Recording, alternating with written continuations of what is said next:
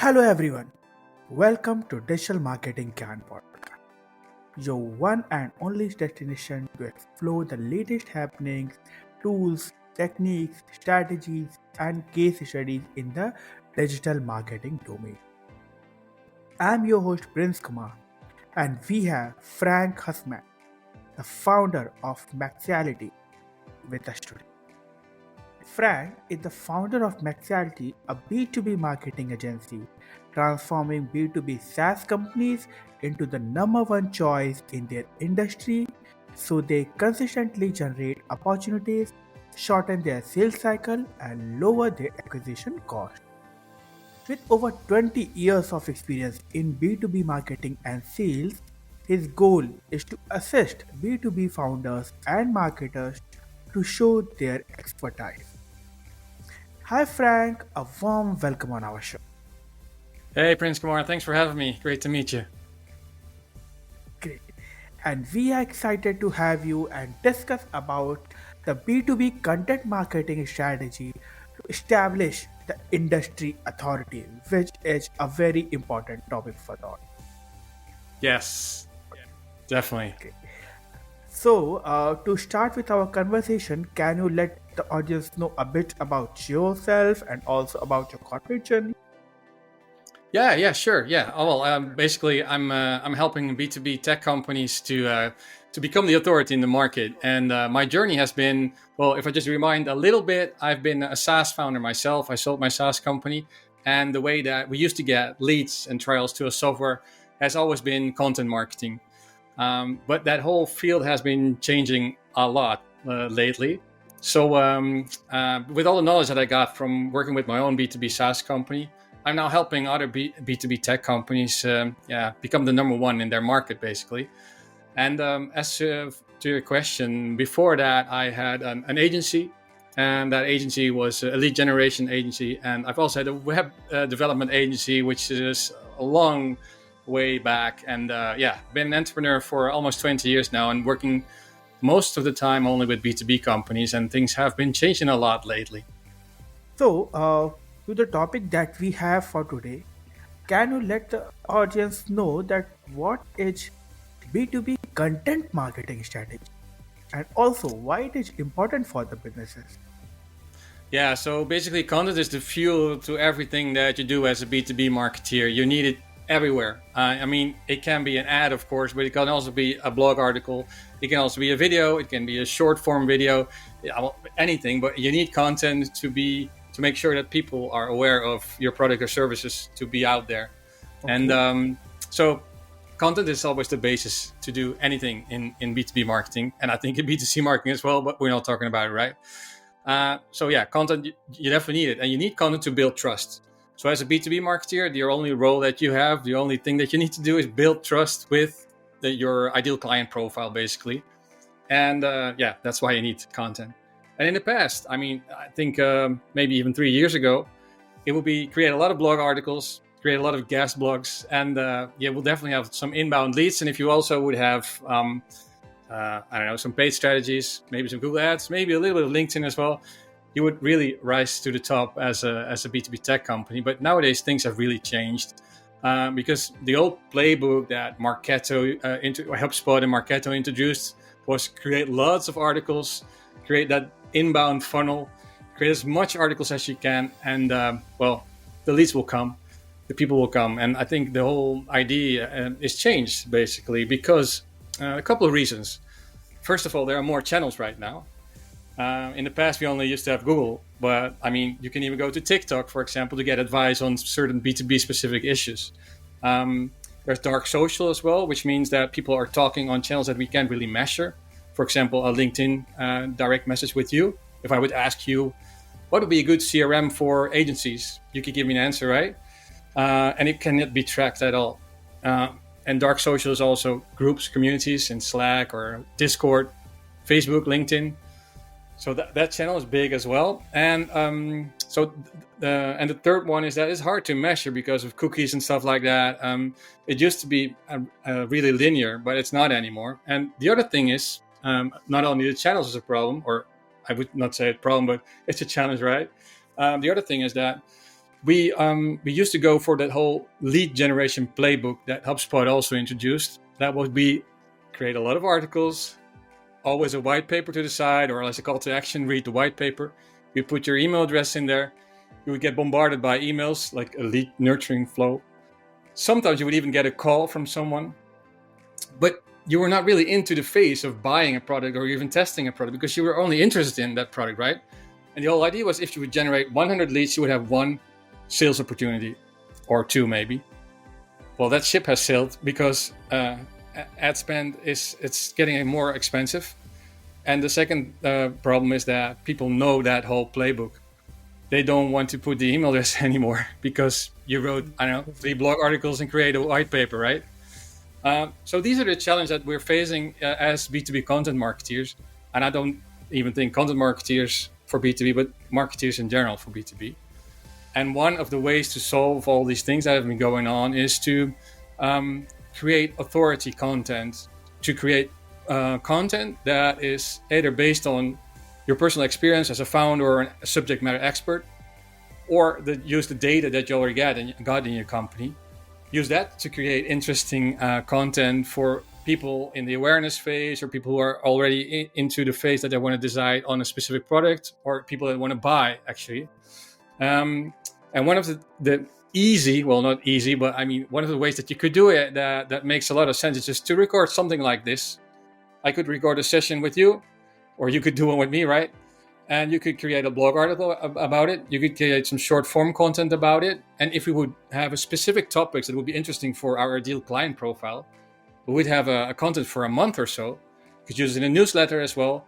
And because it is from our own experience, from our hearts and from our mind, right? Then cannot be copied by AI, and it will resonate with the things that people really want to know. So yeah, that's basically what we're trying to do right now with the new way of doing B2B content marketing. So Frank, like you were discussing and you were briefing about the different funnels, and like when we are discussing about content marketing, so can you help the audience also know that what are the different level of funnels, and for each level what can be the different type of content that we can produce for the audience out there, or for our target audience? That will be Yeah, very right. So, well, different kind of funnels. It kind of depends on what you're going to do, right? I mean, if you're a SaaS company, the number one funnel would be if you offer a trial, it would be to get people on a trial and go take it from there. But people are not ready to go do a trial, and there's steps before that. So I don't really like to think in, well, of course I like to think in funnels, but it's not linear. It hasn't been linear, but it's now even less linear than it was. So I'd like to, I mean, the journey is always a bit of a really interesting mess with all kinds of different touch points and all kinds of different people as well that are involved. So the traditional funnel would be you would give someone that's not aware and make someone aware, and you go just through all the steps in the funnel. And at some point, you had to leave your email address, and you get bombarded by nurture emails, right? And maybe even a phone call or LinkedIn messages. The whole thing we're talking about demand generation, basically. Instead of lead generation, we're creating demand. And we're not focusing anymore on the 5% of people that are in market right now, but we're trying to focus on the people who might be an ideal fit for your company, for your services products. We're ungating everything, so we're not even using ebooks and white papers that are gated anymore. We just create a lot of content that is not only text-based, but most of it is video-based. And we'll put that content on LinkedIn, on the website as well, on YouTube as well. Well, wherever your ICP is, right, your ideal client profile. Most of the B2B space is LinkedIn, YouTube, and Google that we need to focus on, right? So that's basically what we're trying to do. So I don't really think of it as a funnel. Of course, there are stages that people go through before they are interested in your product or service. But I don't really like to use any funnels in the traditional way anymore. Of course, we use funnels because the video content is also being used for live sessions, online live sessions, with a small group of people, or a webinar, or like a summit or something like that. And then, of course, you would have a funnel with some ads or even some outreach or organic content on LinkedIn that will draw people to the webinar page. And once you sign up, you got a couple of email messages, but they're all not about demos, selling. It's really about giving value. And this has always been the promise of content marketing.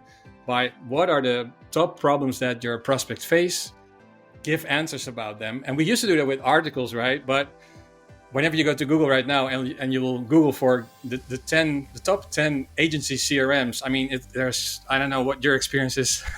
It's really not that good. So yeah, the playbook has changed. And this is a way to really turn it around. So, what are some of the prominent steps that we can use to create B2B content marketing strategy that will help us establish as one of the industry authority? So yeah, the way what we'd like to approach is we got a specific workflow to do this. The thing that we would like to do is there are so many people in a company that have experience and know what the clients are facing or the prospects are facing, right? Most of the time, these are the founders. And when the organizations are bigger, you will have some subject matter experts in the company as well. And what we do is we interview them just once a month or twice a month. And when we do a video interview like this, we will create LinkedIn posts for the complete month. And we will create a blog article as well and a newsletter and YouTube long form videos. And we'll put all of that out into that month. And every month we'll analyze what has worked and what has not worked. And the ones that have worked, we will use that for the content calendar or the strategy for moving on. And we'll also boost that content. On LinkedIn, we'll create campaigns for that on a specific target audience. So people will really be surrounded by really valuable content. So it's all about value and it's not about quantity at all. It's trying to be as targeted as possible. And if you do that I think the responses we've seen are different across all industries, but on average, it's about 3 to 4 months that you really see results. But I mean, an example is a client that we are starting to work with. We started working with 3 months ago, and in 1 month, they already had appointments with people who are in their ICP because they were visible in their timeline. So yeah, that's basically our playbook right now that has been really working for B2B companies.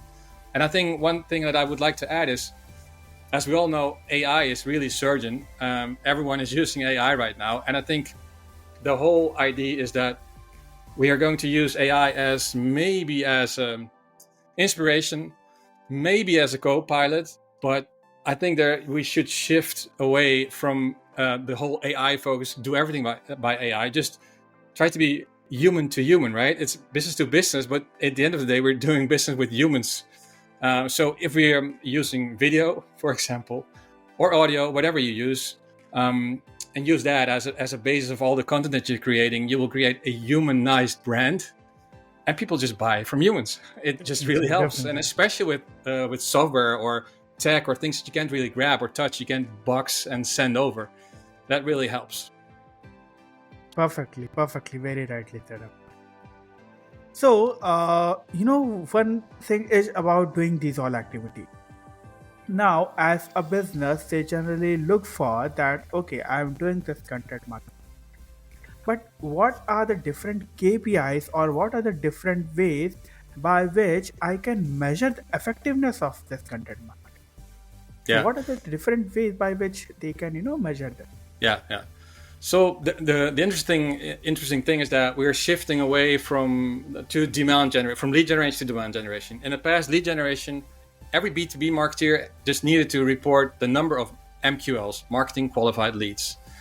So if that is the target, you would create as many white papers as you can, right? And you would have, 1,000 MQLs, marketing qualified leads in a month.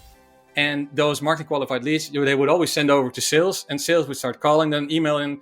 And in about 2 months, there would be another meeting, and people would say, the sales would say, those leads that you send me, I don't know, just 1 or 2 were good, but the other 990 were really not that good at all. And that would just repeat. And in the past, the rates were better, right? But now it's not that good anymore. And I've been hearing that from a lot of founders, but also marketing managers in the field, because that's why they're reaching out to us, because they want the new playbook. This is the old playbook. So it used to be, how many marketing qualified leads did you realize? And now it's more about the pipeline velocity that you're creating. So that's the most important KPI. And you can have all these great vanity metrics like the engagement, the number of clicks from your content, the number of shares, whatever. Of course, we're looking at that as well to see which content really works. But as a marketeer, we are now, as a B2B marketeer, we're now even more tied to revenue than we've ever been. In fact, whenever a prospect now wants to talk to sales, they have seen so much content from the founders, subject matter expert, from everyone, surrounded by all kinds of stuff in their feed and YouTube, whatever. Even when they Google it, they see it. And the sales conversations are most of the time really short and to the point. And the win ratio is a lot higher because they know so much more. So that's I think the number one metric is pipeline velocity at the end of the day. So, what will be your tips? What will be some of your important advice that how the B2B content marketing is going to evolve? Yeah, that's a great question. So if you want to start with a new playbook, just go and make sure you can do some video content like this. That's the number one. And of course, you need a strategy behind it. So make sure that you know which content pillars or topics you want to be an authority on, and make sure that you stick to a plan and create content around it for at least 3 months and then evaluate that. That will be the really basic version of it. And by the way, if you want to know more about it, I did a free training on my website, Maxiality.com, that you can just download and watch. It's all for free. And there are lots of nuts and bolts to it, of course. But I mean, that would be my number one tip. But when I look at so many B2B marketers right now, they're really having difficulty to switch over to demand generation and demand capturing. So, I mean, another way would be to just ungate a lot of stuff you already have right now. I mean, I even see B2B companies right now that have still gated their case studies. So you need to put your email address and, I don't know, your company, your phone number to download a case study, right? I mean, that makes no sense. Put your pricing on your website, for example. It depends on which phase you're in, but sometimes you need to test it before you put it live. But especially companies that have been around for quite some time, make sure that you've lowered all the barriers, that you can create demand, that you can capture demand once you've created it, that the barriers are really low or zero even. Make sure that whenever you book that meeting, that you have some Calendly set up, that you don't have to go back and forth to capture that prospect and do a conversation with them. Make sure that you're really not talking to an SDR but someone who's going to ask you questions about if you're qualified or not for the product, right? Because they're already educated if everything goes well. So these are just simple things to make sure that you can capture the demand. And when you want to create the demand, I think you need to start with video ASAP. Because, I mean, at the end of the day, we really need it. Because the old playbook just doesn't work. And one thing I'd like to add is, if I look forward to a couple of years from now, I think the old advice from the content marketing playbook has been every company is going to be a publisher. I think that every company is going to be a media company, and it's going to be like a Netflix style company that'll have a community around it as well. Because, I mean, everyone can create some sort of product, but why do we love Nike? Why do we love Coca-Cola, right? Why do we love Apple? Because it's a real brand that we can connect to.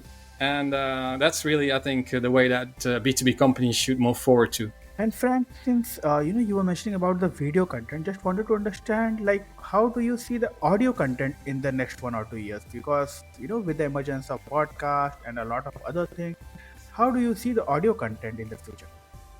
Yeah, great question about audio content. I mean, at the end of the day, I also meet people that are not really feeling comfortable to create video content, right? So, I mean, it doesn't matter what you do, as long as you create unique content that's based on your own experience, and that's trying to create that expert view that you have. Audio is has definitely a place in that, because I mean, most of the people that they don't even watch a podcast, right? If there's video, they just put in their plugs in their ears and they listen to when they're running, commuting, or whatever, right? Or in the car. So yeah, there's definitely a place for audio content. I do have to say that, I mean, if you want to create a connection and really want to build a brand, video is definitely the number one way to go. If you don't have someone in your team that can do that, then of course that's a challenge. um, but I mean, if you're doing a sales call, you're already doing something like this. So, I mean, it's just getting used to it, and no one likes to watch his or herself on video afterwards. So, I mean, just get used to it. So, but coming back to your question, yes, there's definitely a place for audio content. I mean, podcasts are here to stay, right? So, yeah, most definitely integrate that as well in your strategy. So you have given a lot of advice today. Any last point that you would like to share with the audience? I think if you're just want to start today or yesterday, I mean, just go and share your expertise. That will be my number one tip. And how you do it, I don't really care. The easiest way, I think, is to record something like this in audio or video format, make it into short snippets, and then just make sure that you publish it as well. And I think don't wait, go for it, because things are really changing, and I think you want to just be ahead of the curve instead of lagging. So with this, we have come to the end of today's episode. It was nice having you, Frank, and learn more about the content marketing, how we should be doing it in the right way, and what is the future of that. Thank you so much for your time, and we look forward to have you again on our show. Thanks for having me. It was great. Thank you.